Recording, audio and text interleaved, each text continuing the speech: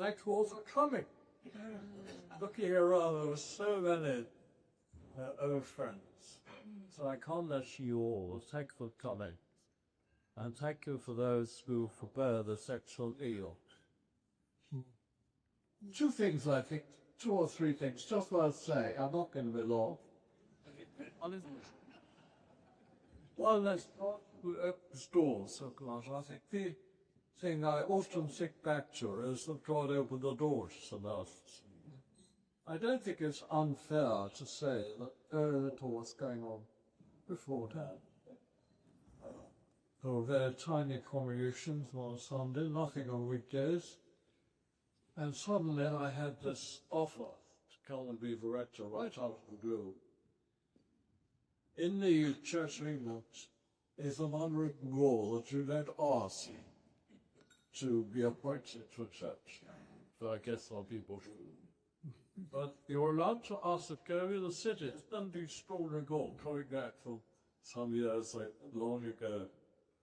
So, though I wasn't particularly thinking of going to St. Helen's, friends got behind me on like a royal progress story and forced me to write a letter of application for the Motor Tailors Company.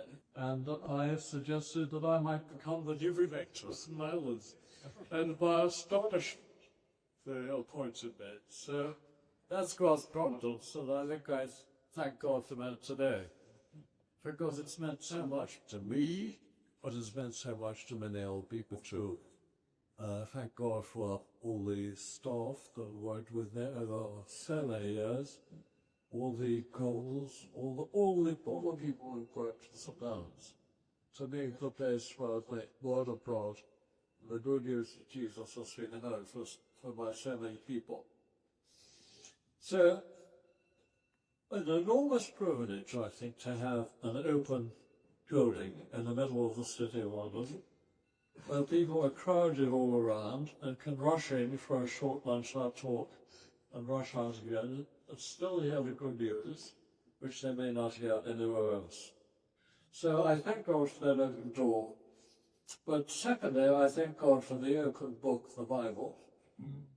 We've had the Bible in this country for so many centuries, but largely it's a book unknown, isn't it, by people. It's really sitting on a shelf at home, and people are astoundingly ignorant of it, which is an enormous shame for our country.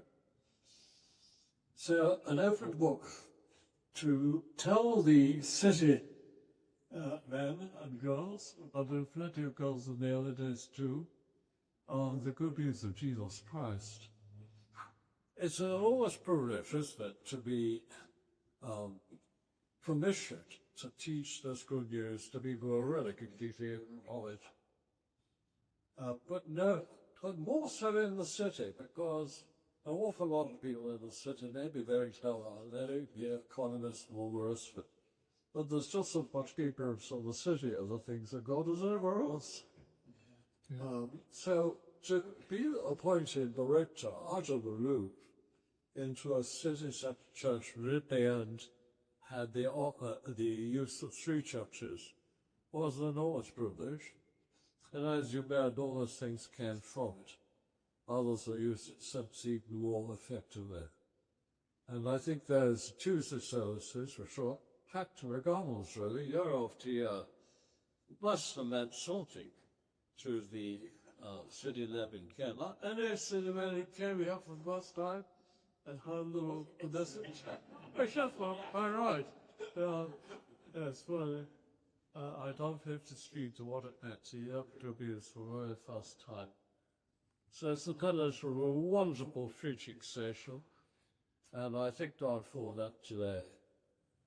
It was an open door that no one was really able to shut. But it's no good having an open door if you're going to have an open book of a message. And I think it was astonishing on those Tuesday services, which we started, to speak to so many men. Civilized, clever, businessmen. I suppose all would have held by what held, but equal.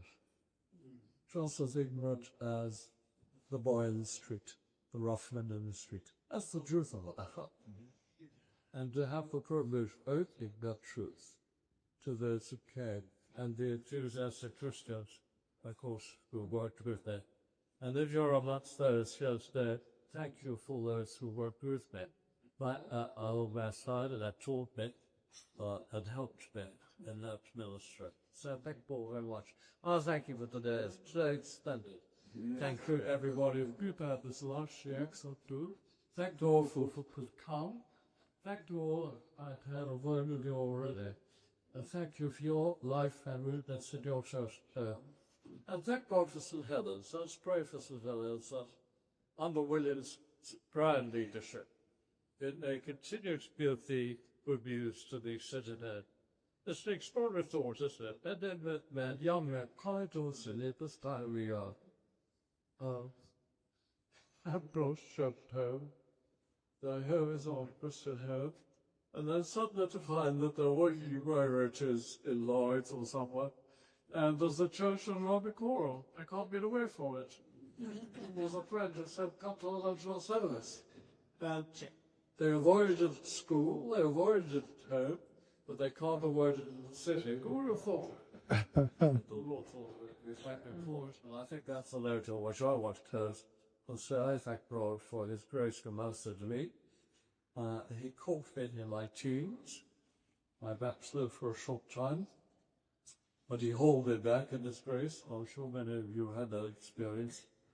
Thank God for having mercy upon me then and many times since, and still be by precious power and Lord today.